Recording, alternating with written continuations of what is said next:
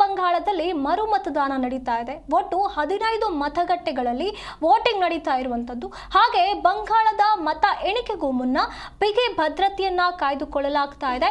ನೇತಾಜಿ ಕ್ರೀಡಾಂಗಣದಲ್ಲಿ ಇರುವಂತಹ strong room ಬಳಿ ಪೊಲೀಸರು ಸರ್ಪಗಾವಲನ್ನ ಕಾಯ್ತಾ ಇರುವಂತದ್ದು.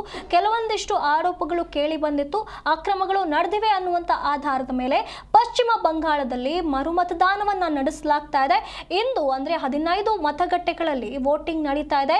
ಜನರು ಇದಕ್ಕೆ ಸರಿಯಾದ ರೀತಿಯಲ್ಲಿ ಸ್ಪಂದನೆಯನ್ನ ನೀಡುತ್ತಿದ್ದಾರೆ.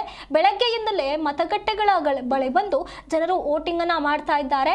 ಹಾಗೆ ಮತದಾನವನ್ನ ನಡೆಸಿದ ನಂತರ ಬಂಗಾಳದಲ್ಲಿ ಏನು ಎಣಿಕೆ ನಡೆಯುತ್ತೆ, ಇದರ ಮುನ್ನ ಈಗಾಗಲೇ ಬಿಗಿ ಭದ್ರತೆಗಳನ್ನ ಪೊಲೀಸರು ಕಾಯ್ದುಕೊಂಡಿದ್ದಾರೆ.